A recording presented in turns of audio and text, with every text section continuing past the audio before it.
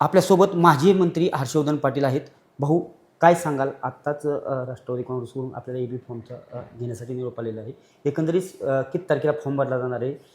त्या फॉर्म भरण्यासाठी कोणाकोणाची उपस्थिती राहणार आहे? आमचे राष्ट्रवादी काँग्रेस पक्षाचे आमचे जे प्रदेश अध्यक्ष आहेत सन्माननीय जयंतरावजी पाटील साहेबांचा निरोप आलेला आहे आणि साधारणतः अजून अंतिम डिक्लेरेशन त्यांनी केलेलं नाही, परंतु तुम्ही फॉर्मची सगळी तयारी करा, लागणारे त्याचे सगळे जे डॉक्युमेंट्स असतील ते सगळे तुम्ही तयार करा.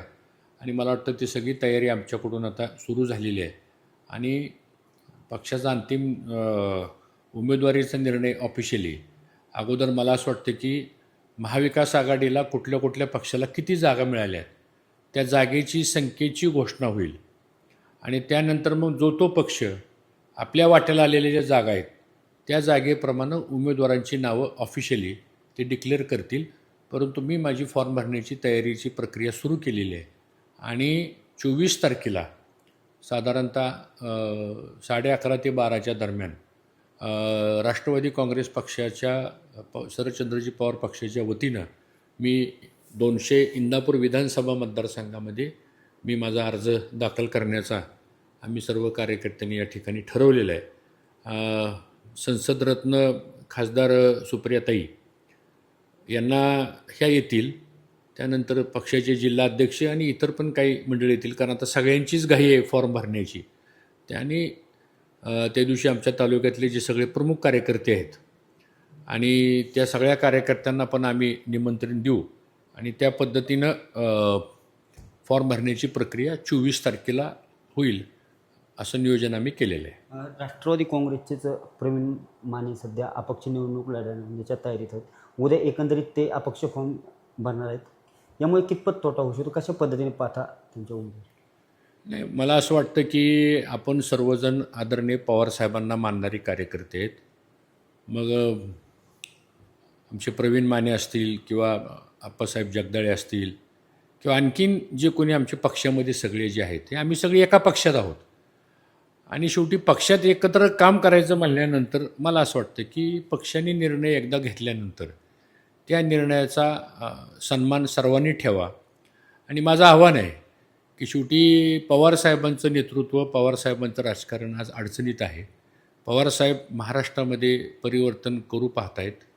एक चांगलं प्रशासन देण्याचा प्रयत्न पवारसाहेब करत आहेत आणि मला असं वाटतं की ही महाराष्ट्रातल्या 13.5 कोटी जनतेची पण अपेक्षा आहे की चांगलं प्रशासन ह्या निवडणुकीनंतर मिळावं. साहजिक आहे, इच्छा व्यक्त होणं, प्रत्येकाला वाटणं, लोकशाही इतकी प्रगल्भ आहे त्यामुळं स्पर्धा ही असलीच पाहिजे, परंतु ती अंतिम टोकाची असता कामा नये. आणि मला विश्वास आहे की आमच्या तालुक्यातले जेवढे आमचे सगळे सहकारी आहेत ते सगळे आमचे जुनेच सहकारी आहेत. त्यांचे आमचे व्यक्तिगत संबंध चांगले आहेत, त्यांचे आमचे नात्याचे संबंध एकंदरीत बंड होणार नाही असं वाटतं? मला असं वाटतं, कारण माझाही 30-35-40 वर्षाचा अनुभव आहे आणि गेले 10 वर्ष झालं मी कुठल्या संविधानिक पदावर नाही आहे आणि लोकांची इच्छा अशी, पवारसाहेबांची इच्छा अशी, कार्यकर्ते इच्छा अशी की ह्यावेळेस भाऊ तुम्ही इलेक्शन लढवा. आणि मला वाटतं हे पण सगळी मंडळी आम्हाला साथ देतील. थोडाफार राग रोष असू शकतो, स्वाभाविक आहे, प्रत्येकाला वाटणं पण स्वाभाविक आहे, परंतु आज ती वेळ नाही आहे.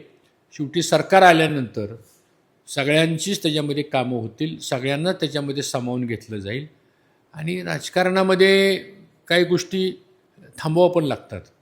आता ज्यावेळेस मी मागच्या 5 वर्षापूर्वी ज्या पक्षामध्ये होतो त्यावेळेस असंच बऱ्याच वेळा माझी पण राज्यसभेला नावं फायनल झाली, माझी विधान परिषदेला नावं फायनल झाली. त्यावेळेससुद्धा 11th आवरला आम्हाला निरोप आला की तुम्हाला थांबावं लागतं आहे. आम्ही थांबलो. मग परिस्थिती येते, पण ती आल्यानंतर आता ठीक आहे, आजूबाजूला काही लोक असतात ती म्हणतात हे झालंच पाहिजे, काय म्हणतात ते नाही झालं पाहिजे, ते ठीक आहे, तो प्रत्येकाचा भावनेचा प्रश्न असतो. पण मला विश्वास आहे की तालुक्यामध्ये पवारसाहेबांचा शब्द हा अंतिम असतो आणि पवारसाहेब जी गोष्ट ठरवतात ती सगळ्या गोष्टीचा विचार करून ठरवतात. त्यामुळं सर्वांनीच, मी आमचे प्रवीण माने असतील किंवा आप्पासाहेब जगदाळे असतील किंवा अन्य कोणी, या सगळ्यांनाच माझं आव्हान आहे की आपण पवारसाहेबांच्या पाठीमागं ठाम उभा राहावं आणि पवारसाहेब योग्य मार्ग काढतील हा मला विश्वास आहे. आणि ही सगळी मंडळी पवारसाहेबांचं ऐकतील असाही मला विश्वास आहे. भाऊ, आपण आता राष्ट्रवादी संसदीय पार्लमेंटरी बोर्डात आत्ताच नियुक्ती झालेली आहे. एकंदरीत आत्ता बारामतीच्या जागेसंदर्भात योगेंद्र पवारांचं नाव सध्या आघाडीवरती आहे. नक्की उमेदवारी त्यांना मिळेल काय, कसं पाहता या गोष्टी? नाही, आता मला पार्लमेंटरी कमिटीमध्ये घेतलेलं आहे. 2 दिवस आमच्या बैठका झाल्या, साधक बाधक चर्चा झाली. साधारणतः आमच्या पक्षाच्या वाट्याला जवळपास 60-65 जागेचं तर विषय जवळजवळ फायनल झालेला आहे. उमेदवार अंतिम पवारसाहेब करतील. उर्वरित राहिलेले जे काय आमच्या पक्षाला वाट्याला येणाऱ्या ज्या जागा आहेत त्याच्यामध्ये काय एक्सचेंज होतील, काही बदल होतील, काय नव्यानं मिळतील, काय आम्ही मागितलेल्या दुसऱ्याला जातील. हे थोडंसं 3 पक्षाचं आघाडी असल्यामुळं साहजिक आहे. तीच परिस्थिती महायुतीमध्ये पण आहे. आता चर्चा प्रत्येक उमेदवाराच्या संदर्भामध्ये झाली, पण त्याच्यात एक अंतिम निर्णय असा झाला की आदरणीय पवारसाहेब आणि प्रांताध्यक्ष जयंतरावजी पाटील त्यांना अधिकार दिलेले आहेत आणि त्यांनी ह्याचा अंतिम निर्णय घ्यावा. मला वाटतं त्याचा अंतिम निर्णय ते घेतील, तो अधिकार माझा नाही.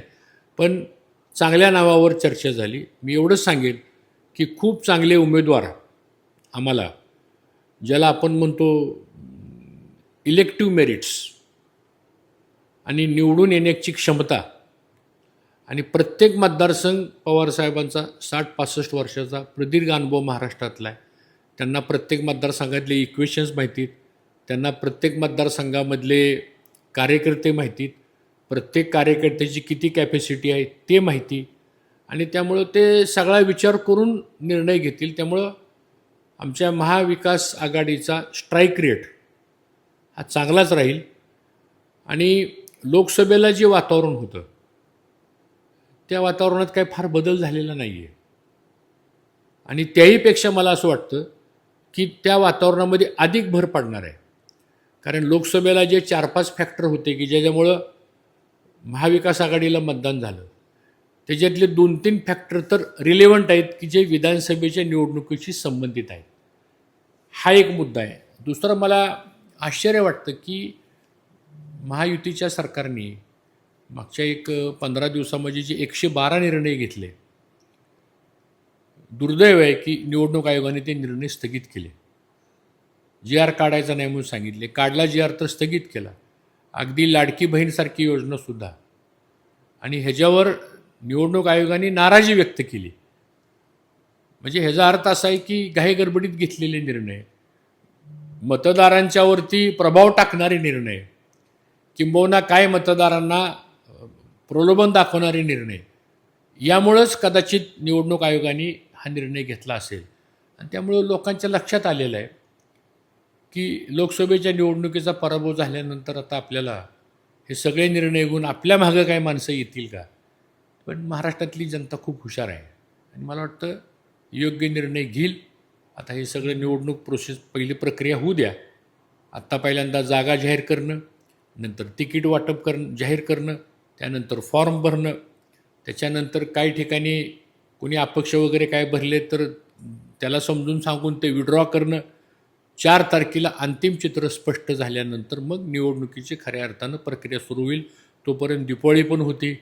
सगळे जरा 4-5 दिवस शांत राहतील, दिवाळीमध्ये जरा कौटुंबिक वातावरणात राहतील. आणि एकदा दिवाळी वगैरे सगळं एकदा फ्रेश झाले की पुन्हा निवडणुकीची रणधुमाळी चालू होईल. बारामतीत अजित पवारांना टक्कर देणारा उमेदवार असेल? नाही, आता टक्कर वगैरे असं काय नसतं. लोकशाहीमध्ये कधी कुणाला कमी लेखायचं नसतं. आणि शेवटी मतदार हा इतका हुशार झालेला आहे, तो ठरवतो कोणाला मतदान करायचं आहे. त्यामुळं मला असं दिसतं आहे की बारामती सहित जेवढे उमेदवार पवारसाहेब निवडतील ते विचार करूनच निवडतील सांगतो, किंवा त्या उमेदवाराच्या पाठीमागं काहीतरी लॉजिक, मतदानाची स्ट्रॅटेजी, लोकांचा रिस्पॉन्स, त्या भागातले सामाजिक इक्वेशन, त्या भागातली जनतेची नाडी, जनतेचा आवाज, या सगळ्या गोष्टीचा विचार करून निर्णय होतील. त्यामुळे आता पहिल्यांदा ही सगळी प्रक्रिया पहिल्या टप्प्यातली तर होऊ द्या, मग त्याच्यावर पुढं बोलू आपण. विद्यमान आमदार जे दत्तात्रय भरणे आहेत, त्यांच्यावरती साड्या वाटण्याचा आरोप झालेला. या संदर्भात राष्ट्रवादीच्या नेत्यांनी अनेक निवडणूक आयोगाकडे तक्रार देखील करण्यात आली. एक मोठ्या प्रमाणात वादंग इंदापूर तालुक्यात कसं पाहिजे? नाही, मला खरंच म्हणजे मी खूप व्यथित झालेलो आहे ह्या तालुक्यामध्ये. कारण मी पण 40 वर्ष सार्वजनिक जीवनामध्ये काम करणारा कार्यकर्ता आहे. हार जीत होत असते, कोणाला पदं मिळतात, कोणाला पदं मिळत नाहीत, कोण मंत्री होतो, कोण होत नाही. माझ्यासारख्या कार्यकर्त्याला 20 वर्ष आमदारकी मिळाली, जनतेचं प्रेम मिळालं, 18 वर्ष मंत्रिपद मिळालं. आमचे काका कैलासवासी भाऊ हे पण जवळजवळ 30-32 वर्ष आमदार होते, 16 वर्ष मंत्री होते, 8 वर्ष खासदार होते. पण आमच्या तालुक्यामध्ये 17 निवडणुका झाल्या विधानसभेच्या. मला आश्चर्य आणि खंत ह्या गोष्टीची वाटते की कधी कोणी साडी वाटप केलं नाही. साडी वाटप करणं म्हणजे मला असं वाटतं इलेक्शन कमिशन तर ह्याचा काय विचार करतंय. फ्री अँड फेअर इलेक्शन जर तुम्ही 3-3 आणि 4-4 कोटी रुपयाच्या साड्या चर्चावर का सांगतो जर होत असतील, मग एवढी जर विकास कामं केली असं म्हणत असाल तर मग साड्या वाटप करण्याची गरज काय पडली सांगतो तुम्हाला मी. आणि कोणती महिला आली होती की मला साडी द्या म्हणून सांगायला? तुमच्याकडं तर काय कोणाची मागणी आली का? काय नाही बाबा, आमच्या घरी साड्या नाहीत, मला साडी पाहिजे, मला साडी द्या, असं कोण एक तरी महिला आली का? या उलट माझ्याकडे जी काही रिपोर्ट येतोय आता, महिला अशा 50-50 महिला एकत्र आल्या आणि त्या घेतलेल्या साड्या अशा फेकून देतात. आम्हाला प्रबोलून देताय का? म्हणजे आम्हाला तुम्ही निवडणुकीसाठी तुम्ही आम्हाला काय आम्हीच दाखवताय का काय? आणि शेवटी कुठल्याही महिलेची साडी ही एक अस्मिता असते. आपण पण आपल्या घरात बघतो आपण. त्यामुळं काय म्हणजे ह्या पद्धतीनं आणि मग एवढा हा पैसा आला कुठून? मी नाही, त्या महिला विचारतात. काही महिला तर असे म्हणाले की आम्हाला 2 हाताला काम द्या, आम्हाला संरक्षण द्या,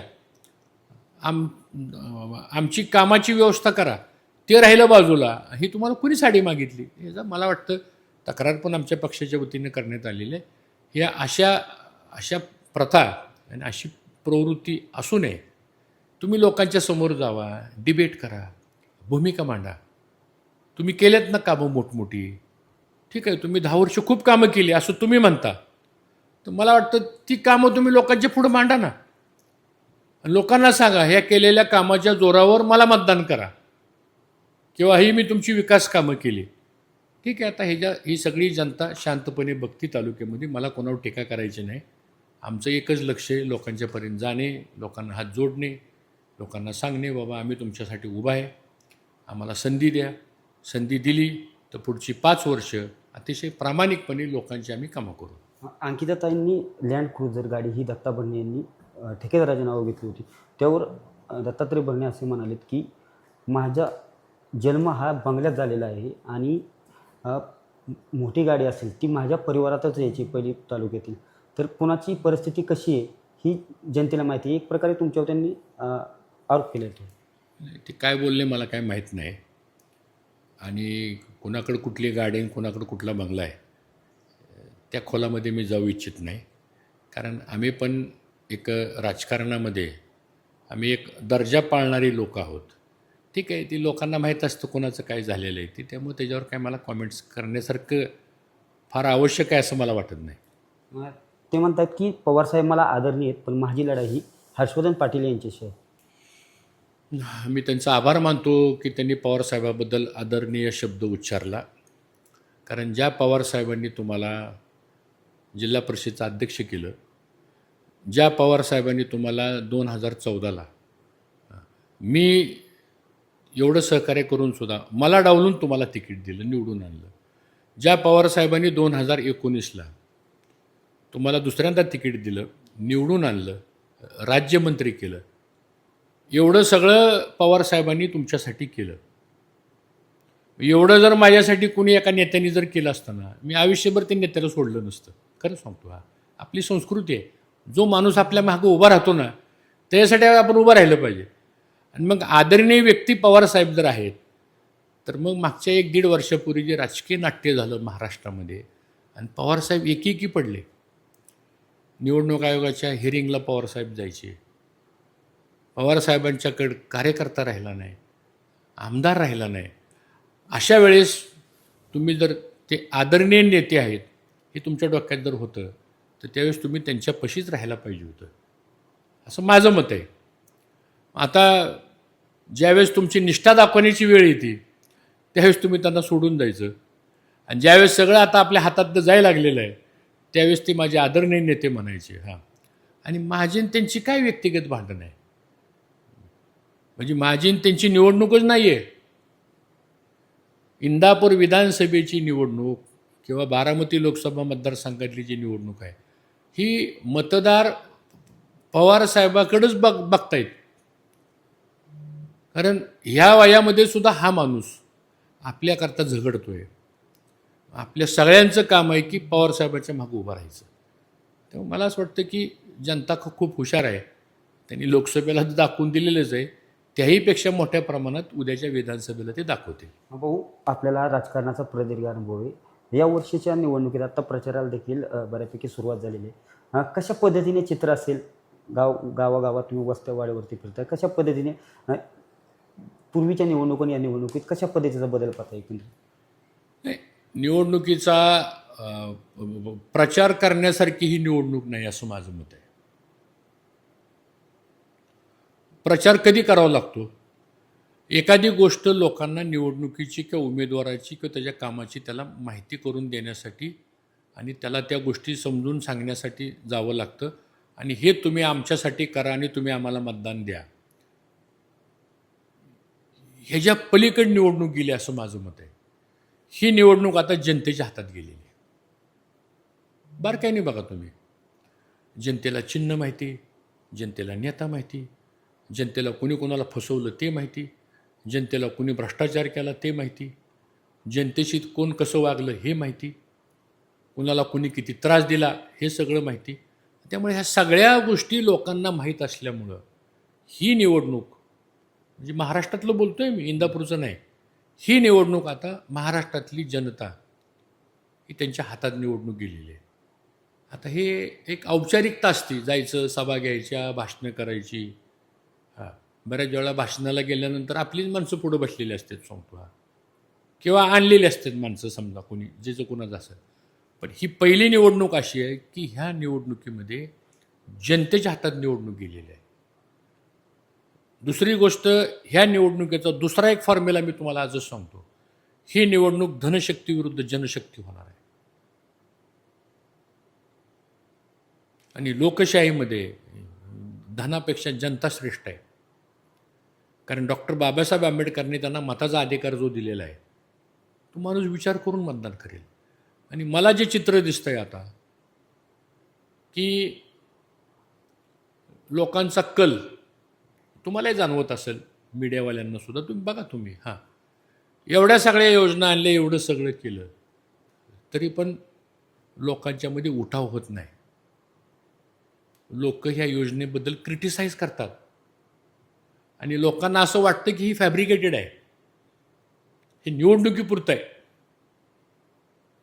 आता एक महिला तर मला अशी म्हणाली की आम्हाला नोव्हेंबरचे पैसे तुम्ही दिले, मग आम्हाला मार्चपर्यंत का दिले नाही मग पैसे? लाडकी बहीण योजना जी आहे ना, तुम्हाला बहिणीबद्दल खूपच प्रेम आहे ना, मग मार्चपर्यंतचे पैसे द्यायचे ना आम्हाला, नोव्हेंबरच का? कारण 20 नोव्हेंबरला मतदान आहे, 23 नोव्हेंबरला काउंटिंग आहे. आता हे मी बोलत नाही, जनता बोलते. म्हणजे इतकी जनता हुशार झालेली आहे. सोशल मीडिया आहे, इंस्टाग्राम आहे, ट्विटर आहे, मीडिया आहेत, तुमच्यासारखे लोक आहेत. त्यामुळं जनतेच्या हातात निवडणूक गेलेली आहे आणि जनता अतिशय योग्य विचार करून हे राज्य वाचलं पाहिजे, प्रशासन चांगलं झालं पाहिजे, जनतेची जी छोटी छोटी कामं आहेत ती सहजपणानं प्रशासनामध्ये झाली पाहिजे.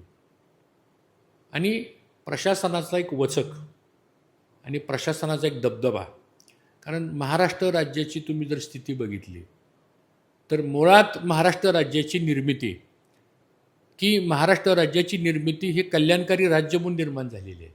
ज्यावेळेस मंगल कलश यशवंतराव चव्हाणांनी आणला आणि पंडित जवाहरलाल नेहरू त्यावेळेस पंतप्रधान होते आणि मुंबईला तो मंगल कलश आणला, त्यावेळेस आमचा जन्मही झाला नव्हता, पण आम्ही वाचलेलं आहे ते, की Maharashtra is a social welfare state.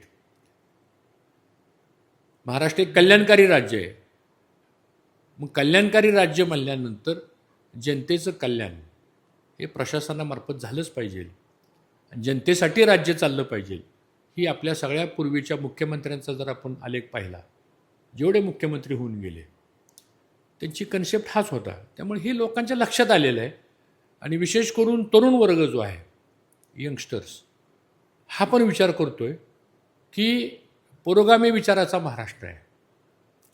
सगळ्या जाती धर्मांची लोक ह्या राज्यामध्ये राहतात. याच तुम्ही असं एक गाव, एका गावामध्ये 28 जाती धर्माची लोक राहतात आणि तो गावगाडा नीट चालतोय. गावाचं गाव पण आहे, शहराचं शहरी पण आहे, नगरपालिकेचं नगरपालिका पण आहे. त्यामुळं लोकांना असं वाटतं की बाबा हे आता बास झालं. हे सगळं शेवटी आपल्याला एक चांगलं सुस्थितीतलं राज्य यावं आणि त्याच्यावर कोणाचं तरी कंट्रोल पण असावा. प्रशासन चालवायचं म्हणल्यानं अनुभवी माणसं असावीत सरकार चालवताना. कामं व्हायला पाहिजे. जे अयोग्य आहे त्याला म्हणलं पाहिजे हे अयोग्य आहे म्हणून. जे योग्य आहे त्याला पाठिंबा दिला पाहिजे. ही प्रशासनातली गरज आहे. छत्रपती शिवाजी महाराजांचं जे स्वराज्य निर्माण झालं ते उत्तम प्रशासनावर निर्माण झालं सांगतो. मला वाटतं ती अपेक्षा लोकांची आहे आणि ती करण्याचा प्रयत्न आम्ही सगळेजण मिळून करू. नक्कीच हे होते माजी मंत्री हर्षवर्धन पाटील. ही निवडणूक ही जनतेने स्वतःच्या हातामध्ये घेतलेली आहे. त्यामुळे महाराष्ट्रातील ज्या सर्व योजना आलेल्या आहेत ते देखील लोक मोठ्या त्या प्रमाणात उठाव करताना दिसत नाहीत. त्यामुळं येणारी निवडणूक ही पूर्णतः महाविकास आघाडीसाठी अतिशय चांगली आहे असं मत माजी मंत्री हर्षवर्धन पाटील यांनी व्यक्त केलेलं आहे. कॅमेरा पर्सन अभिजित पिशे सह मी दीपक कापरे, TV9 मराठी, इंदापूर.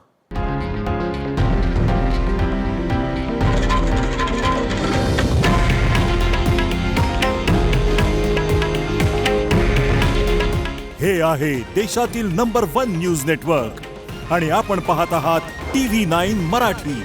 काळजी तुमची, हित महाराष्ट्राचं.